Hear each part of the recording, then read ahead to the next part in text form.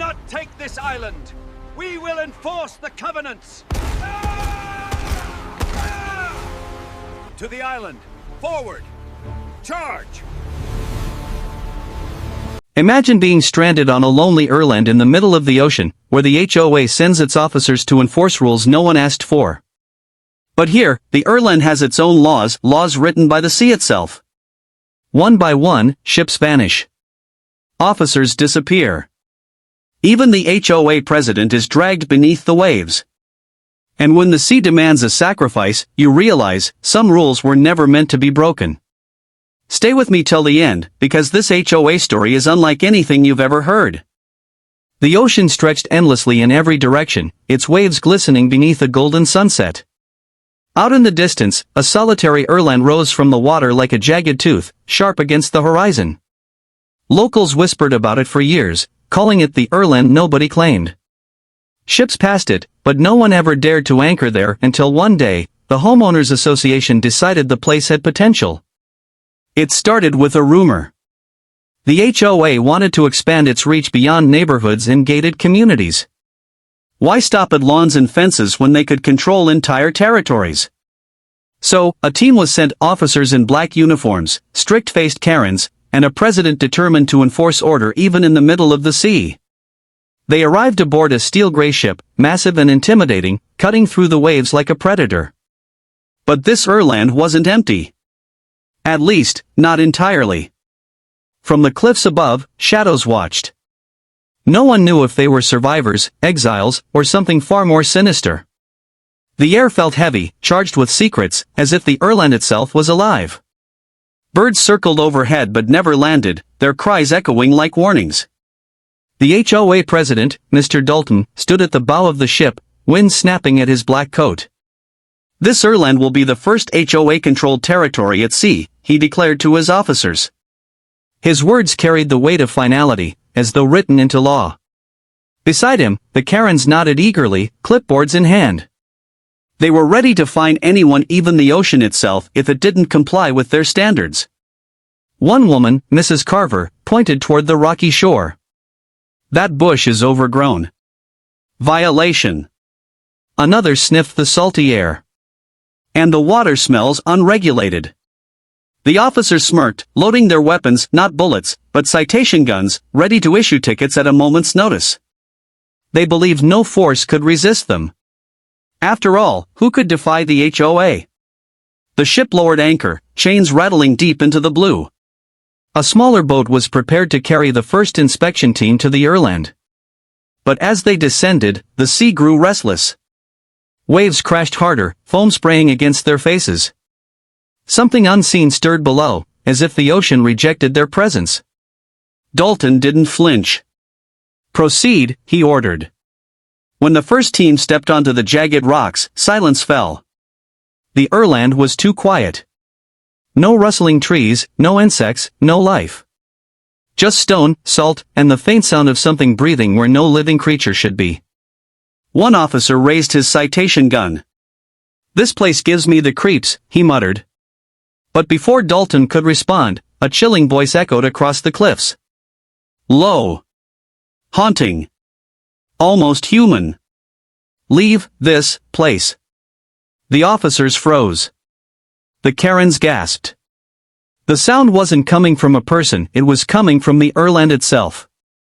The rocks seemed to vibrate with the words, the ground trembling beneath their boots. Dalton gritted his teeth. Ignore it.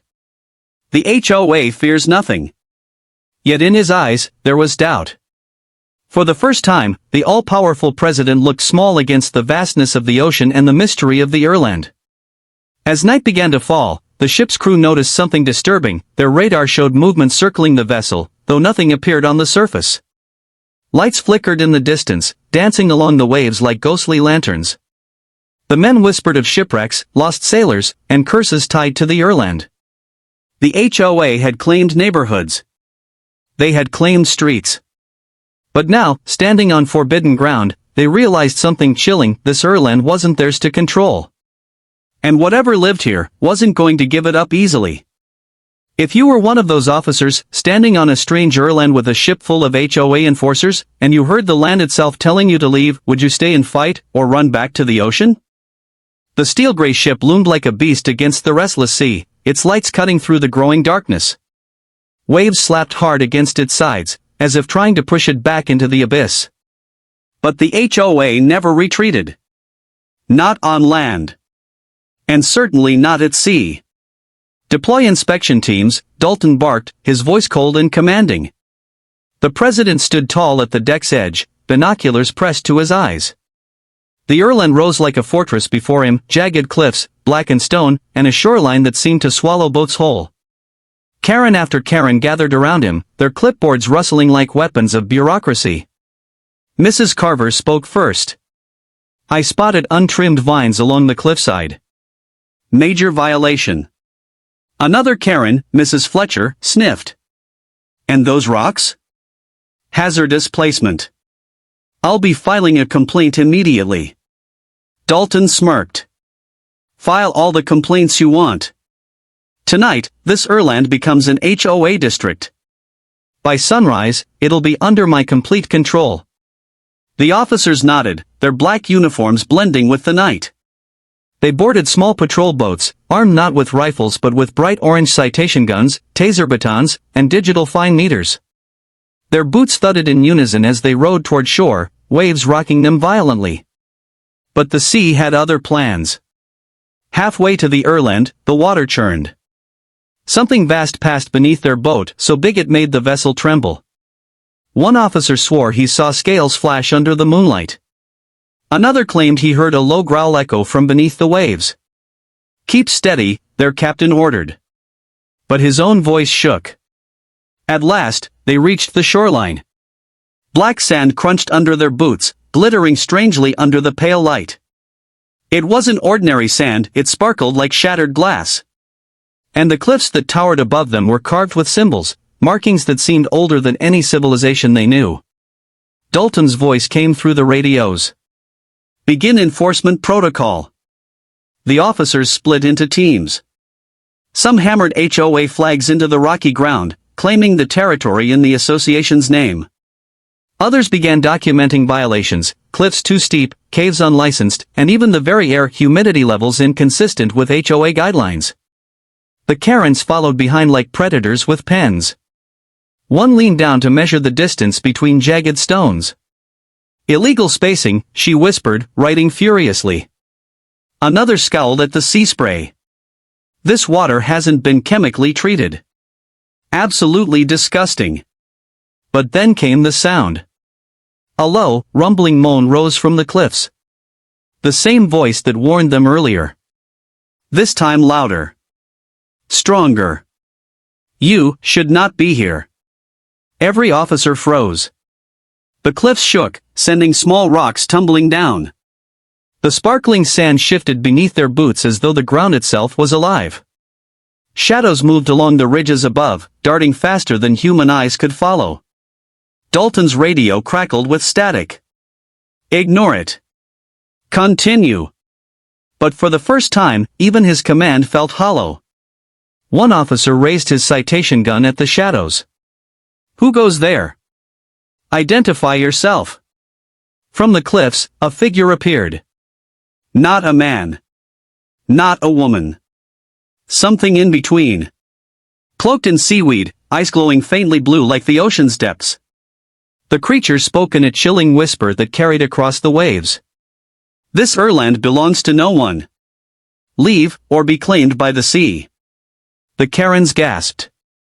Mrs. Fletcher clutched her pearls, muttering, "How dare they refuse HOA authority?" Dalton narrowed his eyes. "Arrest it." The officers charged forward, citation guns raised.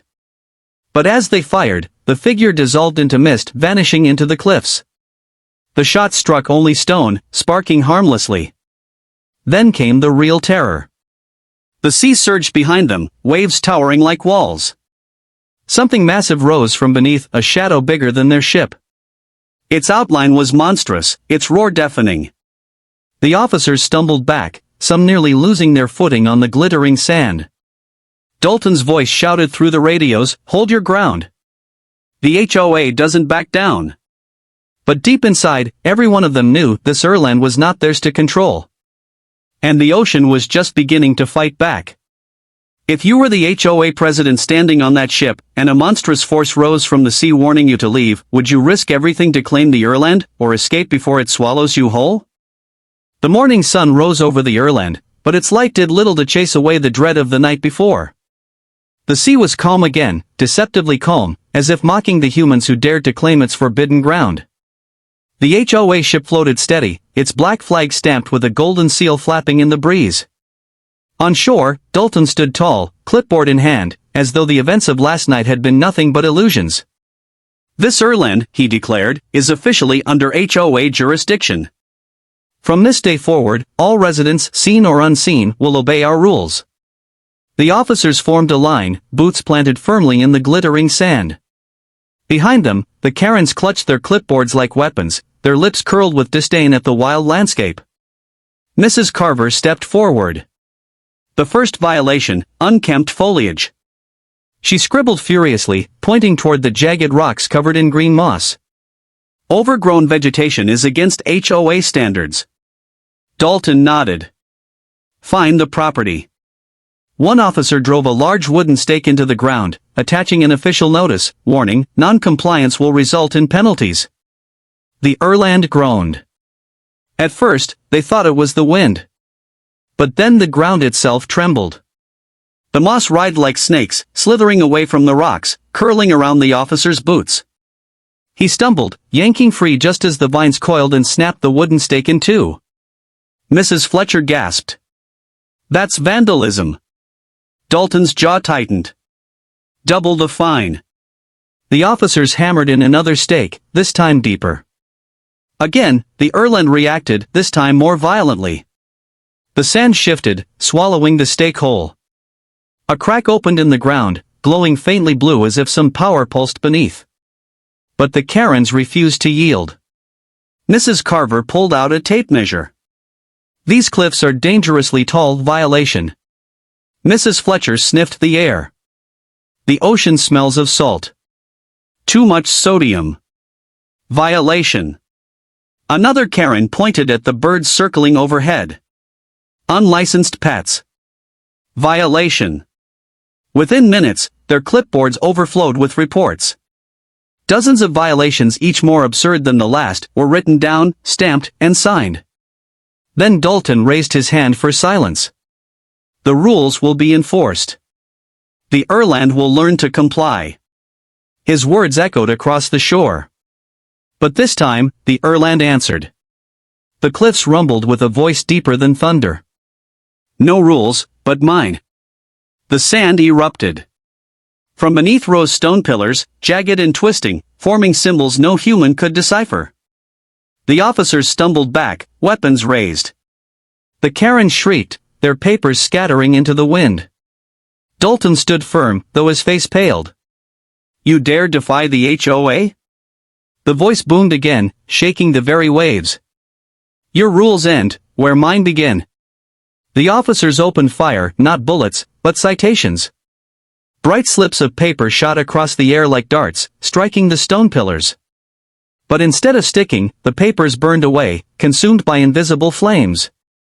The Karens' clipboards snapped in half, splinters flying from their hands. The sand beneath them shifted, swallowing their pens and stamps. Their tools of control were useless here. Dalton's voice cracked, but he shouted anyway. I will not yield. This Irland belongs to us now. The cliffs split open. A figure emerged, the same cloaked being from the night before, its seaweed mantle dripping, its glowing blue eyes piercing. It raised a hand, and the ocean itself seemed to bow. This Irland, it hissed, has rules written long before your laws. You trespass, you pay. The officers tightened their grips on their citation guns. The Karens huddled together, trembling yet furious. Dalton raised his fist, ready to order an attack. But before he could speak, the sea surged violently. Their ship rocked in the distance, its anchor chain straining against unseen forces below. Crew members shouted as waves crashed against the hull. The Irland's voice thundered once more. One rule above all: those who try to own the sea, become its prisoners. The cliffs shook. The ground opened wider. And one officer screamed as the sand swallowed him whole, dragging him into the glowing abyss. His cries echoed, then vanished into silence. The HOA had written rules. But on this Irland, they were nothing more than scraps of paper against the weight of eternity. If you saw one of your team swallowed alive by the Irland itself, would you keep enforcing rules, or would you abandon the HOA before it's too late? The night settled heavy over the Irland, the kind of darkness that swallowed every sound, every shape. The HOA ship sat anchored in the black waters, its lights flickering like dying stars.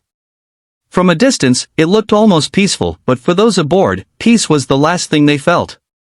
Dalton paced the deck, his boots echoing sharply. The loss of an officer earlier had shaken morale, but he refused to acknowledge weakness. One casualty doesn't stop progress, he muttered. We enforce. We control. We win. The Karens huddled in the officers' quarters, whispering nervously. Mrs. Fletcher wrung her hands. This Irland is cursed. Mrs. Carver shook her head stubbornly. Cursed or not, rules must be followed. That's how order survives. But even their words trembled against the silence. Out on the shore, the officers kept patrol, their flashlights slicing through the dark. Every wave sounded like footsteps. Every gust of wind felt like a whisper. Radios crackled with static, voices breaking in and out. Something was interfering with their signals. At midnight, the ocean stirred. It began with ripples, then swells. The ship rocked, its anchor chains straining. From the cliffs above, the glowing-eyed figure appeared again, watching silently. But this time, it did not speak. Instead, dozens of lights appeared across the shoreline, ghostly lanterns swaying in the wind. The officers froze. Who's out there? Show yourself. The lanterns moved closer, weaving between the rocks. Figures emerged, dozens of them, dressed like sailors from centuries past. Their faces pale, their eyes hollow. Water dripped endlessly from their clothes as though they had just risen from the sea. Shipwreck survivors, one officer whispered. They're supposed to be dead. The ghostly sailors approached silently, surrounding the patrol teams. The officers raised their citation guns, but none dared fire. The air grew colder, breath turning to mist. The sailors reached out their hands, not to attack, but to pull, to drag the living toward the water. Panic erupted. Radios crackled with screams. Dalton stormed onto the deck, shouting into his communicator. Hold your ground. Your HOA officers, you do not retreat. But his words went unanswered. One by one, the voices cut off. From the cliffs, the glowing figure finally spoke, its voice a low, rumbling chant. They enforced their rules upon the sea, now the sea enforces its own. Suddenly, the sailors turned toward the ship itself. They didn't walk, they glided across the waves, their lanterns glowing brighter with each step. The ocean rose beneath them, lifting them higher, carrying them toward the vessel. The crew panicked, rushing to lock doors, to bar hatches. But the sailors moved through walls as though the ship itself was no barrier. Crew members screamed as cold, wet hands dragged them below deck. Dalton gripped the railing, fury mixing with fear. This is impossible. I am the president of the HOA. A pale sailor appeared before him, water dripping from hollow eyes. In a voice like crashing waves, it whispered, "No president rules here." The deck shuddered violently. A massive wave rose without warning, slamming into the ship. Lights burst, sparks flying, plunging everything into darkness. When they flickered back on, half the officers were gone. No bodies. No traces. Just silence. On shore, the remaining patrol watched in horror as their mighty ship began to sink lower into the water, as though unseen hands were dragging it down. The ghostly lanterns blinked out, one by one, until nothing but black waves remained. When the night finally passed, the sun revealed a chilling truth. The HOA ship was gone. No wreckage. No debris. No crew. It had simply vanished into the ocean, as if it had never existed at all. And now, stranded on the Irland with no escape, the surviving officers and Karens realized they were at the mercy of rules they could not understand. If the only ship you had disappeared in the middle of the night, leaving you stranded on a hostile Irland, would you keep fighting, or would you finally surrender to the sea's rules? The morning after the ship's disappearance was unlike any other. The sea was calm again, unnervingly calm, its surface smooth as glass. But calm seas rarely meant safety. On the Irland, silence was always the sign of something waiting. Dalton stood on the cliff's edge, his black uniform torn and salt-stained. He stared at the horizon where his ship had once floated. Nothing remained. No wreckage, no splinters, not even an oil trail. It was as though the ocean had swallowed the ship whole. Behind him, the officers gathered, their faces pale, their numbers thinner than before. The Karens muttered angrily, refusing to believe what they'd witnessed.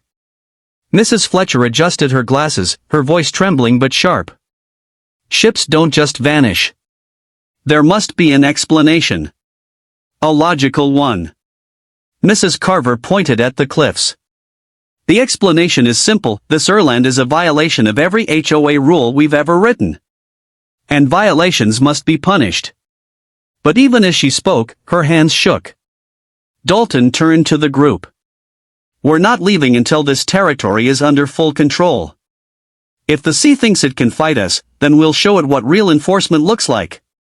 The words were bold, but deep inside, Dalton felt something he had never admitted before: fear.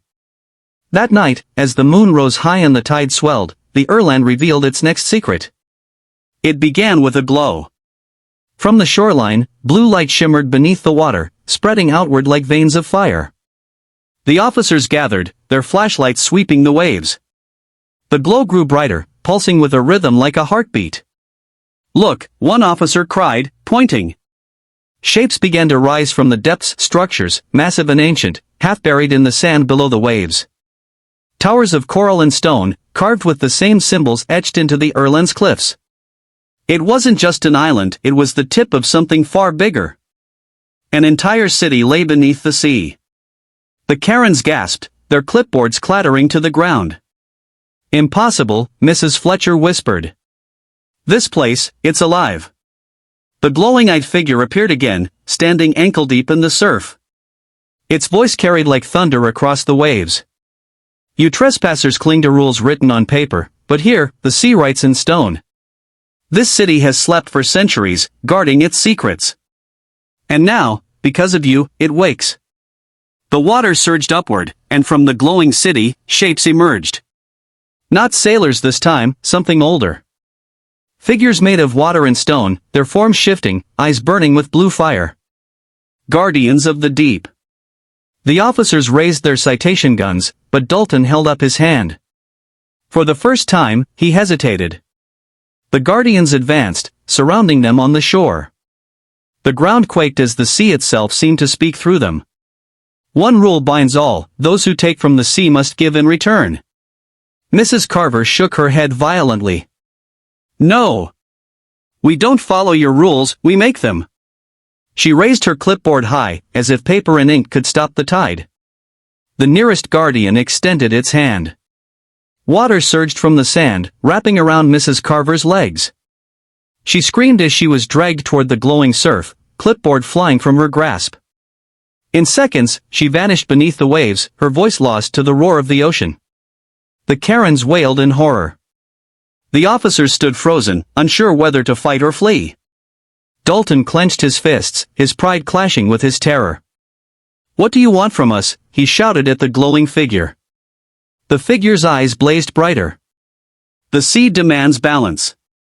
You brought laws. You brought chains. Now you must bring a sacrifice. Dalton's heart thundered in his chest. Sacrifice. The word echoed in his mind like a curse. The guardians closed in, their watery forms towering above the humans. The sea roared louder, waves smashing against the cliffs. Somewhere deep beneath, the ancient city pulsed brighter, as if alive, waiting. The HOA had come to impose rules. But now, the Irland had delivered its own: obey the ocean or be consumed by it. If the sea demanded a sacrifice to let you live, would you offer someone else or would you face the waves yourself? The Irland was no longer silent. Waves thundered against the cliffs, glowing blue with the heartbeat of the ancient city below. The guardians stood tall, their watery forms shimmering, eyes blazing like lanterns in the storm. Each crash of the tide felt like a gavel striking down a sentence. Dalton stood in the center of the shore, his black uniform torn, his authority unraveling. The surviving officers formed a shaky circle around him. The Karens, stripped of clipboards and pens, clung to one another like frightened children. The glowing-eyed figure, cloaked in seaweed, raised its hand. The waters calmed just enough for its voice to echo. The sea demands balance. You have brought rules, but you have broken ours. Tonight, there will be a vote. Obey, or be taken. Dalton clenched his jaw. We don't answer to the sea. We are the HOA. We write the rules. The figure tilted its head, almost amused. Then let your rules decide. Who among you will be sacrificed, and who will be spared? The officers exchanged terrified glances. The Karens gasped in outrage. Mrs. Fletcher pointed at Dalton. It should be him. He brought us here.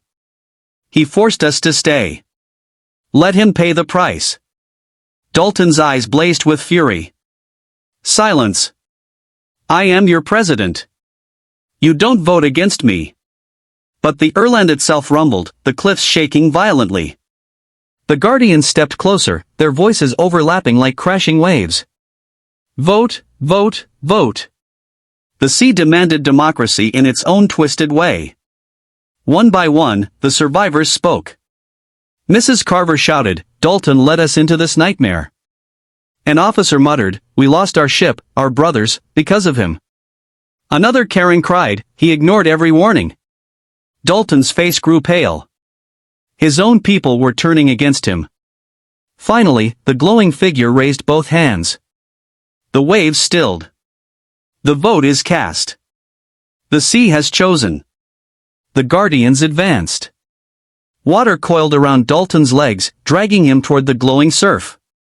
He struggled violently, shouting, you can't do this. I am the law. I am the HOA. But the ocean didn't care about paper or titles. With one final scream, Dalton was pulled beneath the waves, his voice silenced forever. The sea grew calm again. The glowing city pulsed once more before fading into the depths. The guardians dissolved into mist, vanishing with the storm. The surviving officers and Karen stood trembling, staring at the water where Dalton had disappeared. Silence stretched long and heavy, broken only by the endless rhythm of the tide. Then, the glowing-eyed figure spoke one last time. Remember this night. The Irland has its own rules. Those who come here seeking to rule, will only be ruled. And with that, it faded into the cliffs, leaving the survivors alone with their fear. The HOA had lost its president, its ship, and its authority. But more than that, it had lost the illusion of control.